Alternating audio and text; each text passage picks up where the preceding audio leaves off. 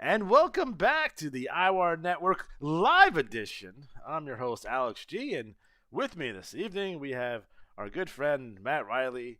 Scott Franklin's in the house. What's going on tonight, gentlemen? Oh, this is Another happy evening. That's right. This is worn out, tired edition. But first thing we want to do is what we don't do enough of is plug our Amazon. Well, Because the Black Friday first of all, get off your phone. Number one. Number two, can everyone hear us okay? I just want to make sure the audio is good before we move on. I just want to make sure that we're being heard. So please chime in the comment section, so we know that our audio is good. Matt can hear us. Of course you can. You're on the stream, so there you go. I want to take that overwhelming silence as oh, there you go. Fine. All right. Thank you, Leon. Appreciate that. All right, Matt. You want to plug away? What do you want to plug other than butts? Oh, it's Amazon affiliate. Yes, make sure you use our Amazon affiliate link. Black Friday is coming up. It'll be in 2 days. A lot of great deals on Amazon. So make sure you use the affiliate link down below over on, I would assume, your left-hand side. We get a little kickback. You don't pay anything extra. You just do your normal shopping, and we get a very, very small – get off your phone. A very, very small percentage of that purchase. Again, it doesn't cost you anything. It's just a little kickback to us to make sure we keep the lights on. The IWAR Tubecast have been brought to you by people just like you. So there you go. In addition to that, again, make sure you like and you subscribe on the channel. Those help. Leave a comment. Super chats are live, so if you feel the need to give us a super chats, there'll be a donation to go in Matt Riley's hair dye fund. He desperately needs it. I see him right here on the video. He looks like goddamn Santa Claus. It's weird and kind of grosses me out a little bit. I call him my beard. I don't like it. A lot of shoe polish, I see. A lot of shoe polish. Just for men. There's no play for Mr. Gray. Thank you, Darren. The IWL does look great. You know, not for nothing. I just sent them the logo. They did the rest of that stuff on their own. So kudos to the IWA. When I sent it to them, they weren't sure if they were able to make the logo change in time. I wasn't really worried about it because that's the one we were going with moving forward, and it wasn't necessary to get it done, but they did, and I'm very grateful, and thank you for that. I appreciate it. So what you're saying is they had Scotch tape available. Yes. That was rough. That was a rough one. I can see the tape. I just want to mention that if you're listening, the BRL results from today have been resent out just moments ago. There was a couple of changes in the titles, so recheck the IWA homepage to see the results. So how many titles did they gift you this time, Matt? None. Slim pickings for me. Yeah, you don't deserve it. I know. It's just ridiculous. So this episode will be what cycle are we in? This is the November cycle. This will be the results Tubecast, not these trash talk Tubecast. That will probably be next week, God willing, if I make it through Black Friday at the Big Blue Box. I'm 50-50 on that. I don't know if we're going to make it. If you're interested in purchasing anything in the Big Blue Box, please buy it now. There will be nothing there the second week of December. So, little pro tip. And if you're buying a TV, guys, please ask the salesperson not to sell you the holiday model. We get special TVs that come in that are just for the holidays, and they're very cheap, and they get returned all the time. So, little pro tip, a little favor out to you guys is make sure you buy the current models of these TVs and not the special holiday models. There it is. Yeah, tell them Insider tips. Tell them Luther Alexander sent you, and they'll probably charge you an extra 10%. So, guys, I think we're going to start off with the BRL. Is that okay with you, man? We're going to start off with the BRL. Yeah, I can do that. Okay. Let me get the rankings up here. Which, actually, I got to go to the email I just got and read the results that way. So it'll be a little bit different. So they didn't update the PDF yet. I don't. Let me refresh. Get off it. the phone. I'm not on the phone. Every time you get a message, I hear a buzz. Not me. Scott. Yeah. I'm not popular. Who sends me Scott has a Oh, they beeper. did update it. I'm sorry, they did update it. All right, that's okay. All right, so BRL 576 November cycle. All right, starting off, our league champion is Ghost Lee Shadows, and that makes, I think, time number. He's up there. Hold on one second. I will check the numbers here. Ghostly Shadows, with his. Damn it to hell. Oh, all right, there's his second BRL title. Surprisingly enough, but he has like 9 TV titles, so good I for him. desperately want Ghostly Shadows in the IWL so I can feud with him. Ghostly Shadows. TV champion Flashy Jack Ferdinand. And we'll talk about the big Now, is Jack Ferdinand just flashy, or does he flash people? No, he's just flashy. No more flashing. He's just a fashion-sensitive man who knows his way around the ring. I thought he was just a dude in a trench coat. Well, that was his old gimmick, and it didn't work really well. Scott does sometimes. Kind of like when The Rock was my Via. What is happening right now? Demonetized. So, that's right. Central Plains champion Wolf, East Coast champion Double R Rob Ratliff, the guitar-wielding madman. Great Lakes champion Cerberus, and Cerberus is the reason the bulletin got redone again. I don't know what happened. I'm sure we had some kind of hiccup somewhere, but that's okay. Cerberus, the dog that guards the gates of hell. Is that right? He is. And also in BRL lore, Cerberus was a trio 6-man team run by Nicholas Setapani, and they were awesome for a long time, and then they vanished like that. Let's see, Mid-Atlantic champion Randy the Ram. We all thought he was dead. He came back, and he's good again. Northeast champion Vivacious Valerie Phoenix. Pacific Northwest champion Catfish Chucky. Rocky Mountains champion Never Full Joey Saltamboca. Southeast champion Silver Fox. Southwest champion Skullfire. And the West Coast champion, appropriately enough, is El Barbero. Our tag champions, ending the 4-cycle reign of the White Claw Outlaws, who were, if they had held the belts, they would have reset the cycle longest record for tag titles in BRL. Who the heck is Mike Cook anyway? Well, it's a long story. Mannequin 1 and 2 ended the reign, the mastermen of the White Claw Outlaws. TV tag champions Zeus and Hercules, and someone asked what the longest TV tag reign was, and I think it was 4 or 5 cycles by Bad Company. That was a long time ago. Scott would know, right? Circa 1998. 6-man champions again: Saskatchewan Sasquatch, Zombie Hunter Matthew Porter, and Bold Gray Fox, and that makes their 5th cycle holding that in a row, and I think 6 is the record. So. There you go. All right, and of course, Mannequins 1, 2, and 3 took the TV 6-man, and our Battle Royal winner, winning $50 in IWA credit, was Wolf. And just in case you're wondering about the particulars when it comes to the numbers, the BRL had 161 cards, 1,282 matches, and 75 Battle Royal entries. So that's the BRL action right there. And the highest score of the cycle in the BRL was Wolf with a 501, and he won the Battle Royal, so hopefully he can get the King of the Ring prize there. So $4.99 for Ghostly Shadows as league champion. There it is. There it is.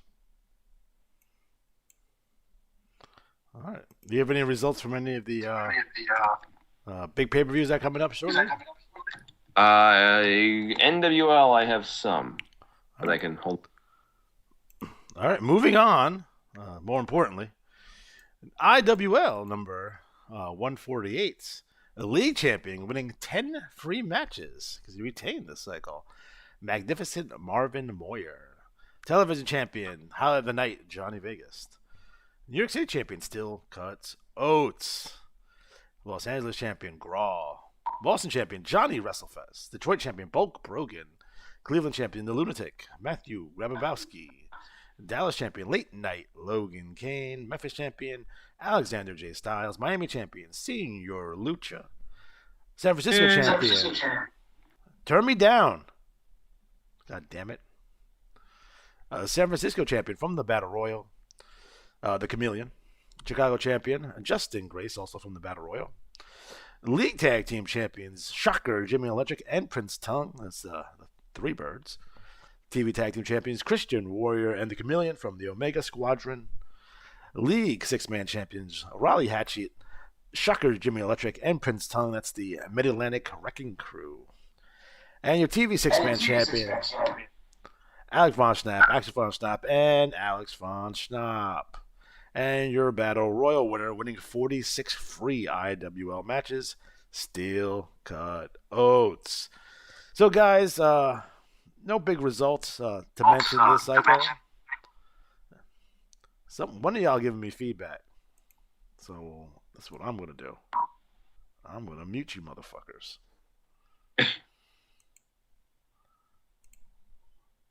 I still will give you feedback. No, you won't. Any feedback. See,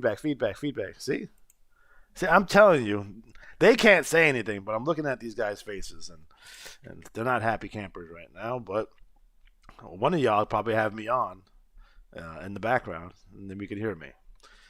In addition to that, we do have our next pay-per-view, which will be Starrcade. That will be 3 cycles, actually 3 cycles from this cycle. Coming up shortly. It'll be taking place live from Las Vegas. And this show is called Starrcade The Ultimate Gamble. And a little background on the concept of the Ultimate Gamble. Some of you may know this, and some of you may not know this. But the phrase The Ultimate Gamble was a pay-per-view name that had been kind of shelved by both Jim Crockett Promotions and WCW as a pay-per-view that they wanted to do. Initially, the Ultimate Gamble was an idea that came up. We were looking for a show name to go against WrestleMania 4. They were going to get pay-per-views, going to get backed by Turner, and they were going to call it the Ultimate Gamble. They were going to recycle that name once again the following year to go up against WrestleMania 5, but decided not to. And that name's been on the shelf forever, so I decided to use it here for this Starrcade since it's taking place live from the Raiders Stadium in Las Vegas. So main event of that show is going to be Late Night Logan Kane taking on the Firebird John Satterfield. We also have the Bunkhouse Stampede, which starts this cycle. So make sure you check your names to see if you guys are in that. And then also for Starrcade, we're going to have the Holiday Rumble, which is our Battle Royal, where everyone dresses up like Santa Claus and there's weapons. In the ring, someone's going to use a Christmas tree to get hit in the head. It's going to be glorious. The participants of the 4-pack challenge this cycle are the Demolition Crew, the Von Schnapps, the Disembowelers, and the BQE.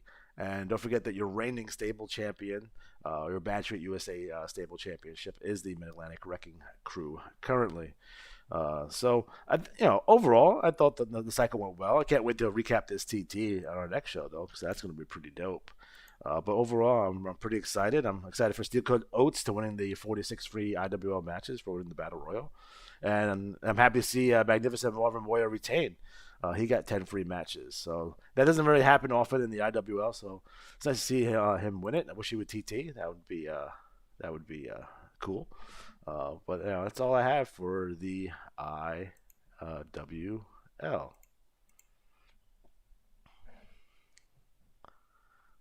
You're right. World Class did do that Christmas Battle Royal. I always like World Class because they would use their big name shows and then put Star Wars in front of it. So it'd be like Labor Day Star Wars, Arbor Day Star Wars, and that was always quite fun. You gentlemen can unmute yourselves now because I can't unmute you. So press the button on the bottom of your screen to unmute yourselves. Watching old people use computers are hilarious, by the way. There you go, Matt. Matt was back. No, Scott's back. Matt was back, and then he muted himself again. Now? I hear you. There you go. Welcome back, gentlemen. So guys, you guys have any thoughts on the IWL? How many cards do we have this segment? Hey, greatest thing ever. Hey, Jeff is here too, by the way. Oh, there he is, Jeff. Hey, what's going on, Jeff? I'm just listening. Fantastic. Hey, I just wanted to say, whoever created the new IWL logo, it's tight. It's very nice. It wasn't me. It It wasn't me. So, kudos. So kudos. Your Absolutely. IWL numbers, by the way, Yeah. 138 for cards, 46 battle royal entries, and 1 transfer out. Who transferred out? It doesn't say, it just says 1 transfer out. I was kind of hoping it was Senior Lucha, but it wasn't, clearly. Well, one person transferred to the BRL, maybe it was that guy. Ridiculous. Yes, the IWL logo, inspired by the AWA type logo here. So, fantastic job. It's sick. Yes. Yeah. Jeff, do you want to read the title winners in the NWL? Sure. Hold on 1 second. Sure, no worries. All right. So in the NWL, and I'm getting feedback now. I hear it. Let me try that. League champion, Playboy, Mick Ferrari.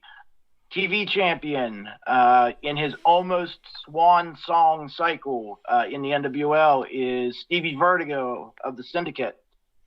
Central Plains champ, Warpath, Wolf Keenan of Honor Revolt. East Coast champion is Sam Hain, who is in the what's the name of that? Whoop Ass Inc. Whoop Ass Inc. stable with Playboy Mick Ferrari. So they did great this cycle, getting the gold. Great Lakes champion Nivik Largo. I don't like Mid him. Atlantic. Yeah, he's a weirdo. Genco. They're going to be interesting as they move forward after the draft here. Mid Atlantic champion is Lone Star Redneck, who is also the #1 contender right now for the Young Lions title. Northeast champion, the Samoan Assassin, also from the Syndicate. Pacific Northwest champion, Zydrate from Genco. Rocky Mountains champion, Tomax Firefly. Southeast champion is Prophet from SOS. Southwest champion is the fabulous one, Harry Hurt. And the West Coast champion, the Dark Stranger. I once had a Dark Stranger inside of a porta potty once, but that was weird. That's not a good night. It wasn't a good night, no. League tag team champions, the Syndicate, the Samoans, Samoan Assassin, and Toa Anoa. TV tag champions, once again, the Playboy Mick Ferrari and Veruca Salt, who has been dominating not just the women's division, but pretty much everybody. The League 6-man champions is the Gun Collection, Aria Gunpowder, Shotgun Kid, and the California Gunslinger. TV 6-man champions, Genco, Nivik Largo, Shiloh Wallace, and Zydrate. And the Battle Royal winner is, again, the fabulous one, Harry Hurt. Those are the titles for the NWL. Nice. I want to add one more thing to the NWL title collections. This is unofficial because the IWA, of course, has to sanction it. But with the current system, with the highest score in the league winning the Rookie Brawl Championship, that'll be going to Playboy Mick Ferrari. And that score ties him for second in the rankings with Nivik Largo. So both of them, if he retains league or if Nivik Largo wins league, they will leapfrog Master Destroyer for the year lead. So no pressure. Yeah. What's that? We've got Whoop Ass Inc. is really coming on strong here in the title picture, and Genco always on the front page. So definitely got some strong factions that are in their final days of their NWL runs. Yeah, one of the things about like Nivik Largo, it's when you design a wrestler up, right, and you have your wrestler one, like Red Grady and Rogue Grady, right? You kind of, I want wrestler A to be the one with the stronger strategy.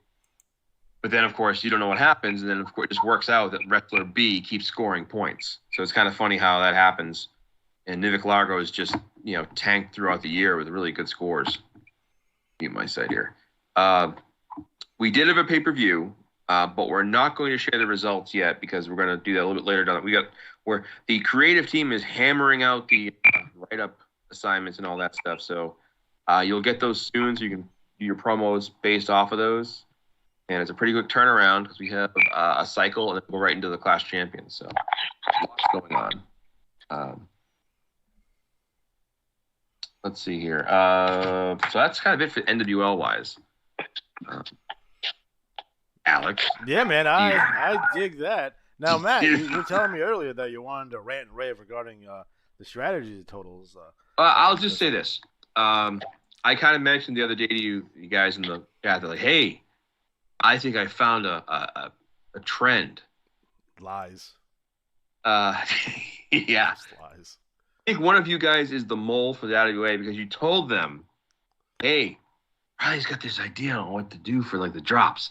Now, I went back and, we track every Fed, right? So what I started doing is color coding the drops. So like 29-27 is red and 28-27 is blue and so forth. And visually, it helped me see like, oh, I can see the patterns a lot better here. And I noticed every fourth cycle, 28-27 would drop in gold going all the way back to October. And the reason I'm particularly annoyed is I noticed this. I'm like, all right, I'm going to play this because the IWA has obviously got this set in place. So what I always figure is when they make something really obvious on the front end, that's when the back end goes berserk. I haven't even looked at the back end numbers, so I was so mad. I did pretty terrible today. But it's frustrating to go, hey, I found something. This is what's been going on. Do you think Johnny B is not going to see those trends? He's going to see the trends. That's the thing. The man has a photographic memory. I'm sure of it. First of all, I am sure of it. It's frustrating because it's like you put all this work in, and I was telling my cook earlier, I'm like, dude, I don't even know what to do anymore because like the tag teams are just all over the place. It's super frustrating, and that's why I've been telling you guys I might cut back a bit more. It is maddening. You want to bang your head with a fucking shovel. Because you're like, wow, I'm glad I spent 3 hours looking at these numbers just to get, a sweet 492. I don't know. I tell you that all the time, man. I tell you that all the time. You don't change your strats? You could do. I do change my strats. First of all, I got a sweet 494 this cycle, but like the amount of work I see some of you guys do in terms of tracking these holds, right? It's not healthy. It's just not healthy. Well, that's the thing. It's like it gets you guys. It gets you guys so frustrated because you think you guys nailed it, and you guys don't, and then you guys get mad. And I do mine in 15 minutes, and I average, just about the same thing as you guys. Yeah, that's the thing. It's like it really gets mad. Is the thing is you go, okay, I'll spend all this time, and I'll get like a 494, 492, whatever it is, right? Yeah. The thing that made me even angrier, is when I hit 501 with Atari. And got nothing. Oh yeah. That really pisses me off because the thing that gets me, like I always say, like I'm always gonna chip on my shoulder about this is guys who are like, yeah, I won, like I got a 501 or I got a 521, right? And 150 wrestlers, of course you did. Like at what point, like I just wonder, like what is the minimum size roster you'd have to run to really be like precise? Because I remember. Howie Sandberg ran a pretty tight, like I think it was like 28 wrestlers, and he was hitting 501s. But that's back in the 2000s. That was a different time of the game. But I have players complain to me sometimes, and they're always, and I feel it. I feel your frustration. Trust me. I know what you're going. Like, don't think I'm sitting there going like, oh yeah, that's great, but rah rah. Like, man, it sucks. I haven't had anything but a regional like I think in 4 months. I got the TV6 man. I haven't looked yet, but I'll bet you the reason the Von Schnabels got the TV6 man is they probably pummeled scrub team and snuck in the championship. Which, by the way, player tip: always sign a tag match and a 6-man match against scrubs, because if the TV 6-man champions or TV tag champions win the league championship, that vacated belt goes to the highest scoring team, and it'll be you. So if I did a sweet little sneak in that way, I'm happy about it. Yeah, Leon says he won the league with a 495 and lost it the next cycle with a 498. Those are the breaks. Those are the breaks. I can tell you this much. When I spent 0 time on my strats before I really understood, I did better than I have since I've started really crunching the numbers. I think I like psyched myself out on. One thing I think some of you guys, not that tracking. I'm all for tracking holds and trying to spot trends, right? I'm all for that. What concerns me is the amount of time that's being spent on this. It seems like a lot, and I'm like, I couldn't spend that much time on it. It would drive me absolutely insane. I think a lot. What happens is that people start overthinking. You're second guessing your gut here, and you're like, oh, if I would have went with that. That 42 instead of that 43, I could have got a 501, and it drives you absolutely insane. 100%. Yeah, it is totally the double guessing thing, which to me just makes me even angrier. Because I thought 28-27 2 cycles ago, actually more than that, when I noticed it trending, I'm like, all right, I'm going to watch this. If it doesn't pop up, I'm definitely going to play it. Because they've gone with it literally every 4 cycles for over a year. For a year exactly, actually. And that's the thing that gets me too. It's like, these guys will be like, you don't notice the trends? And it's like, I just played the trends and got jack shit. So I don't want to hear that, you don't play the trends? What are you talking about? Like, doofus. Like, you have 80 wrestlers. You can afford to throw 6 different combinations in one league. I have one 6-man team. I was playing the mic earlier. Like, we talk about the flows in the game where you want to maximize your points. Well, one of the problems is if you specialize in, like, trios wrestling, if you maximize it, that same tag team out of that trio can't really compete for belts. They might lock their way into it, but when you're in really, really good competitive leagues, as we are, it gets really hard to like pull off a 5-10 league championship or 5-12. So you just really want to make sure people understand that. And just so you know, the BRL updated the results again. Luther Alexander has all the belts now. That makes sense. Surprise, shocking move. That was more surprising than Seth Rollins getting jumped by a fan. That wasn't me. It wasn't you? Contrary to popular belief. I would love it if that guy came out and was like, I go by Big Bad Bob. Did you hear the story? So the story about the guy is that he was angry at Seth because you know how on an occasion, if you're on social media a lot, if you're on Twitter or Facebook, and people find out that you're a wrestling fan, you'll get catfish saying, hey, number one, are you a fan of mine? I'm Becky Lynch. Please send me $500 in Steam gift cards. Like one of those scams, right? So Some guy posing as Seth Rollins scammed this guy out of money. And this guy bought a ticket to get at Seth Rollins for scamming him out of money. Which I thought Are you shitting me? Is that actually what happened? That's what happened. That's awesome. Sorry, Seth. You're serious. I'm dead serious. And if you haven't seen the clip, there's multiple. I think I sent you guys clips. One of the clips has audio, and it has like 7 different angles of it happening, which is one of the good things about social media, I guess. You get all these extra angles. But this dude blasts him. Like, it's like a spear. And, Rollins Goldberg didn't do it better. Well, the thing I kept thinking about was, like, if I was in his position, I'd instinctively they were just popping something on me as a surprise. Right. I would have thought, like, it's a fan. Because did he sell it or no? Not knowing? No, he just went down. The guy took him down, and then he put him in a lock. I think he realized instantly this guy was like some dude wearing sweatpants. It wasn't one of the guys. And then they walked. That was the weird part. If you watch the very end of the video, they walk him like up the stairs to kick him out. Yeah. Like, you can't take him out the back door somewhere. You gotta walk of shame him. Ring of Honor security is a lot tougher than WWE security apparently. Jesus Christ. Well, that's a good point too. I was thinking about like, what if this guy was like legit like. Especially with the issues with some of the female talents getting stalked and stuff like that, and people like bringing a gun to the performance center and stuff like that, and threatening, and they broke into what's her face's house that one time. Sonya Deville. Yeah, they broke into her house. It's like, guys, like I would have security through the airports at this point. I would have security, much better security as they go into the buildings, and obviously at the shows. I mean, it's not like back in the day.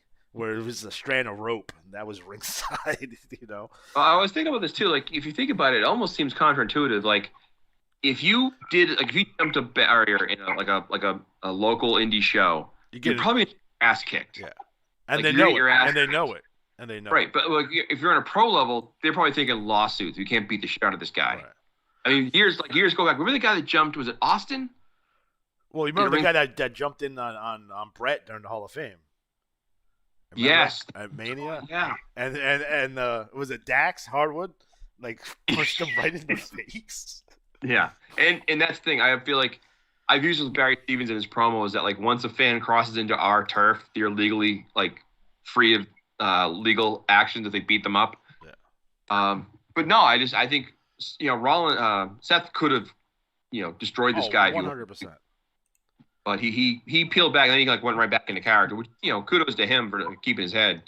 Because I think once you realize they don't have a weapon and you can kind of just like get shoveled off, right. You're kind of like in a way like I think it's not an ego thing, but like you got a guy so mad and charged over.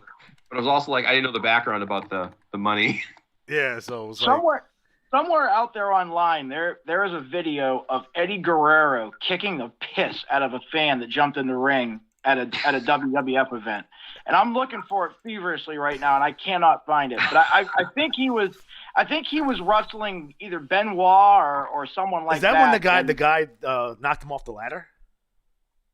It might have been, but all I remember is the camera clicking away. But then later, a video showed up of him just booting. I mean, putting the boots to this guy in the ring, and the guy was trying to get away, and Eddie was pulling him back in.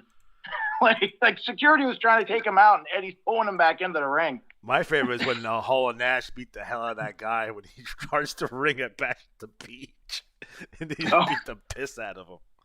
And there's the famous video of Earl Hebner beating up that guy. Oh yeah. They all don't mess with the Heb. No. All these fans think they're Hillbilly Jim, jumping in the ring to beat up Ken Patera and King Kong Bundy. Not gonna happen. When they were attacking Hulk. Not gonna happen. Yeah. Who said Heat was dead though? Who said Heat was dead? Yeah. Totally. It's still real to me, damn it. Yeah. If I was Seth and I wanted to be a super heel, I'd call my promos and like the next promo I'd have him like counting money and be like, "Sweet money, got another one." Sitting there with Steam gift cards. That's the saddest thing because I see that at my job all the time. You see like these older dudes come in and they're like, "Oh, my girlfriend from Florida wants to buy plane tickets. She asked me for like $800 in Steam gift cards." I'm like, "I'm not selling you that." Oh. If WWE had any actual writers left, they would absolutely work that into the next promo he does. Oh, 100%. Yeah. Have him throwing cards to the fans, and they're all empty. Yeah. I'll tell you a quick side story about gift cards. Back when I worked at Home Depot years ago, when they first came out, the cards were $100, $50, and $10 in value. And I would tell people all the time, like, when you give the gift card, it just says on a $100 gift card. So I tell them all the time, like, buy a $10 gift card. It didn't matter. You just scan them, put the money on there. So you get a $100 gift card, scan it, put $10 on it, give the person the gift. They open it up, $100 gift card. This is great. Hey, man, I'm here for you. They go to use it. $10. What are you talking about? They screwed up. Oh, sir, we're going to compensate you and give you a credit for this. Ding. Not that I ever really say you should do that, but, still fun. As Matt goes to prison. Oh, I will tell you one quick. Let's go to prison story. When I was a loss prevention and safety, I guess inspector or whatever, auditor, one of the things we did was to test store security levels. Is I would go into stores that didn't recognize me, like on the South Shore, and I would just load up a cart with all kinds of stuff, like a dishwasher, like big stuff. And as I push out, I put a sheet of paper, folded it in half, and I just shook it and went, "I'm all set," and it just waved me out. 9 out of 10 times it would let me through. Oh, not even about it. But it's just like that's how easy it is to steal. Nowadays they have people with doors. At least they used to. I don't think they do anymore. In the early 2000s, I could beat up dudes. So in front of the police, with the police cheering me on, it was the greatest thing ever. I had a friend in high school. His job was the catcher, and then there was the loss prevention Hulk. Yeah. So he would run and grab the guy who was running and hold his leg and get kicked until the other guy ran up and just started pounding him.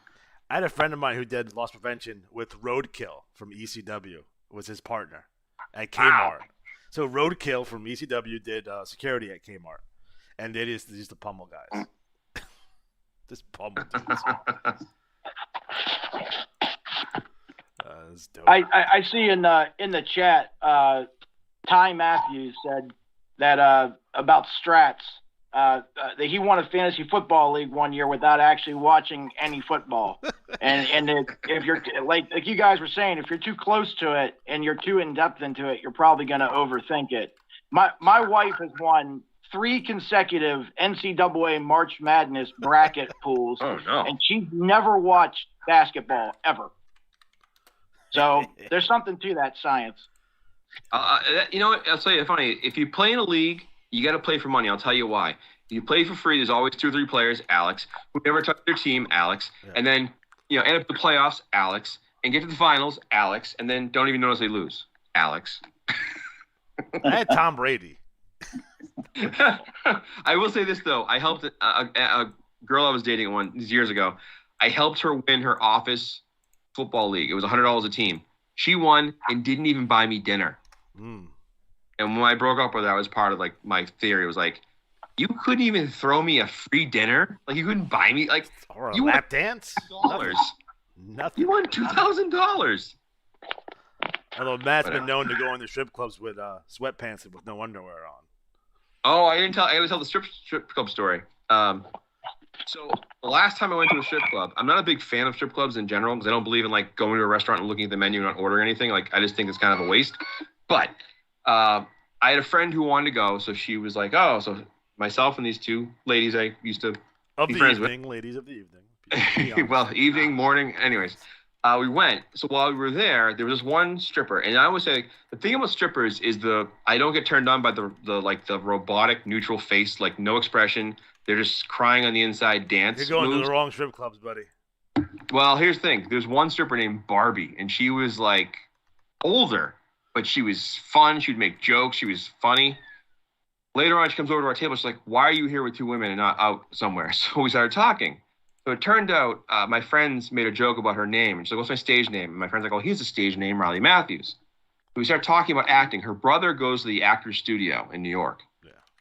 So the next 45 minutes, she would not leave the table as she told me to go to grad school for acting. And I'm like, I'm broke. I've already tried acting, and I'm really broke. Like, broke. And then it's like, send your pictures to this guy in Santa Monica. He'll get you in movies. All you got to do is go there for a calendar shoot. You'll be okay. Oh, you know what? I'm sorry. Was that? No, that was the last time. I was thinking I went to a bachelor party, and we went to a strip club, but that was a disaster. So that wasn't really didn't officially count. Anyways, I went to a strip club and got an argument with the stripper story.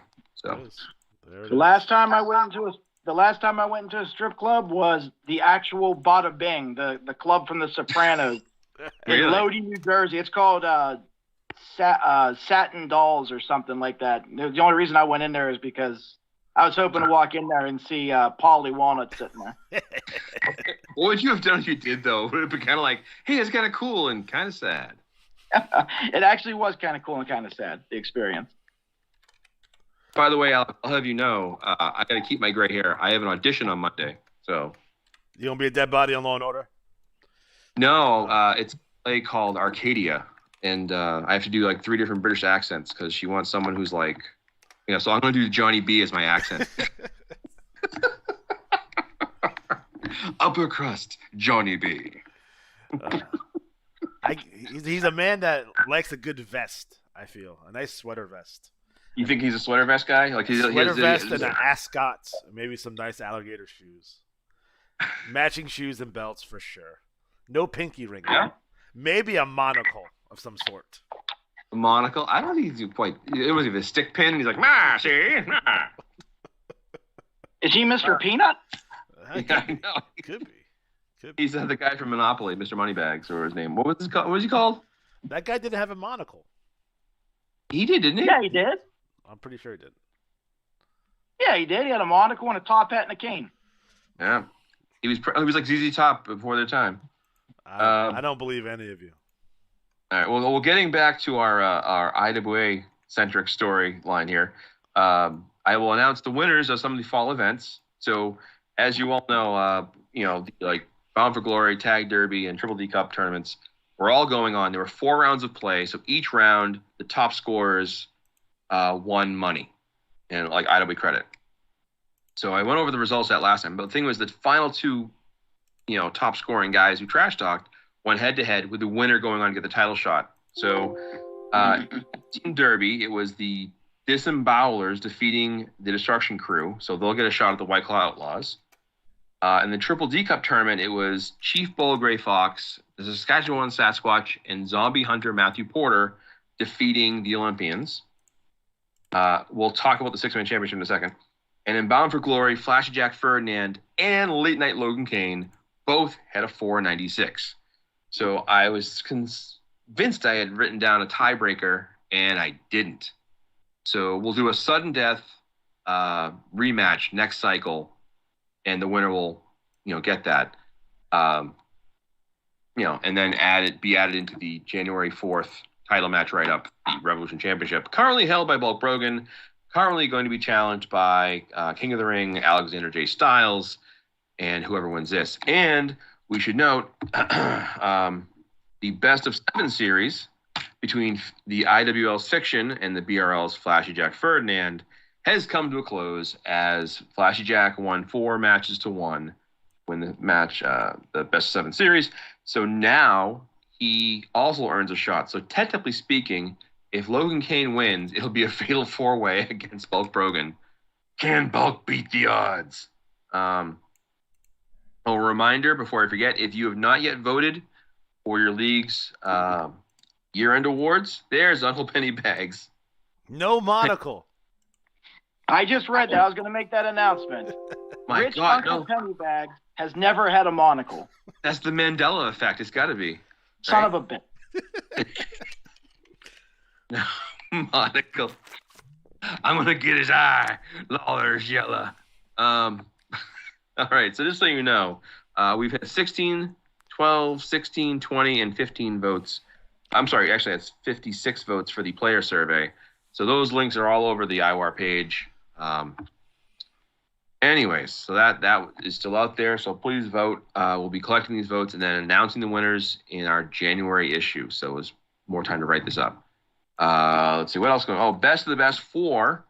It was Magnum TL against Enric Philemont, and Enric advanced. And then it was Flash Jack Ferdinand, the guy's everywhere, defeating oh bloody hell. Now my mind is blanked. That's why I just look here. It is. He beat Hercules. So Hernandez? yes, Hercules 494 to 496 for Jack. So it's Jack Ferdinand. Their avatar should definitely be Hercules, Hernandez, and Zeus. Hey, I would say that, but and just so you know, this coming cycle, December 14th, is going to be the biggest championship match as Sabretooth challenges Joe Boring for the IWAR World Championship. Can he end the 2+ year reign of Joe Boring? Question. That's all the stuff I got right now. So I think that's good. You I want can to go talk to bed. about the What? IWAR Design Lab? Oh, sure. This is in the works, but most of you know for a long time, we've taken people's input when it comes to avatars and created their wrestler in the game. So Luke Martin has made about, I think he said 50, 60 wrestlers. I've made about 100 over the year. I started deleting ones from the past using the WWE 2K19 engine. The only problem is Luke has an Xbox. I have a PS4, so we can't send him back and forth, which would be great. So next time I get a game system, I'll see what Luke uses. Get a PC. At least you can crossplay.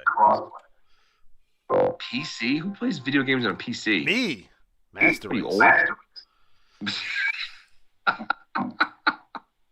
Anyways, so that's that. The Design Lab is going to be a way to give your character a little more depth. You're going to have images of your wrestler. We might actually have matches with the wrestlers that you'll be able to watch.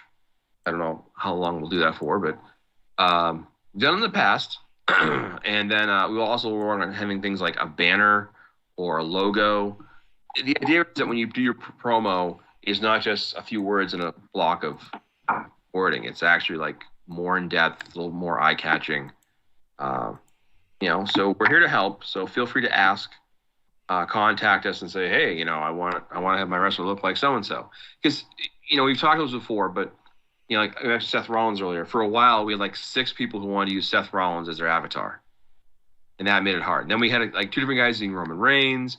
We've had a bunch of people using CM Punk over the years, Neo/Punk from the BRL. So it's tough that way in that, if you come up with a creative new character, like new image, that's awesome. We can work with that, do what we can when it comes to color sets, facial hair, masks. Hair. Yeah, sure. Yeah, whatever it takes. So that's in the works as well. We have a lot of changes coming in the next few cycles, so bear with us as we roll them out. In the NWL, we're introducing a women's championship, and if you look at the current report, you'll see the kind of new approach to the report we did for getting stories out about champions and so forth. Yeah, and you'll also notice on that page, by the way, for newer players, on the right side of each championship, it says, like, here's how you challenge for the title.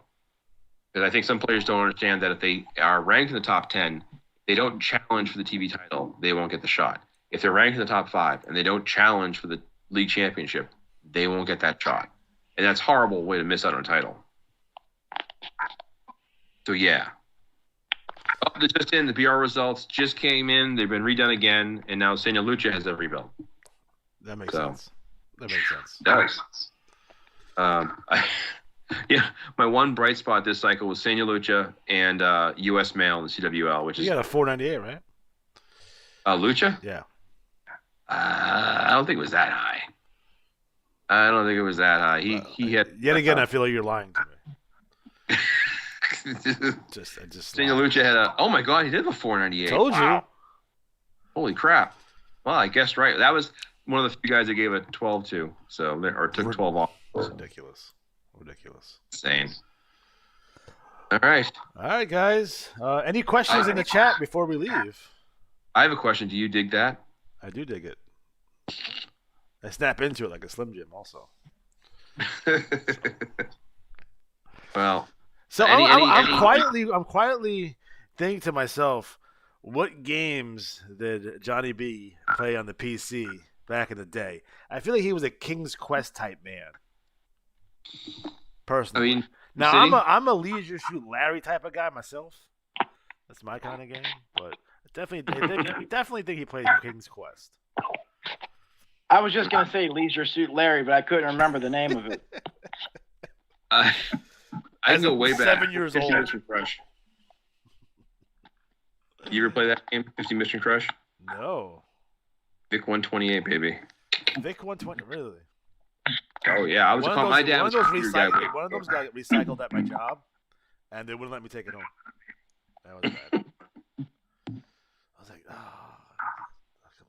it needs to be in a museum, not getting recycled. What are you doing? Well, here's a good question for everybody. I will lead off by saying your favorite Thanksgiving side. Mine is stuffing, and legit stuffing, not like cranberries and apples and shit. Like stuffing stuff. So that's put your comment in there or chime in. I feel like it's the only time of the year I eat turkey. Alex, one quick question. Why does it say IWAR Tubecast Fly 112? Typos are a real thing, people. Lies.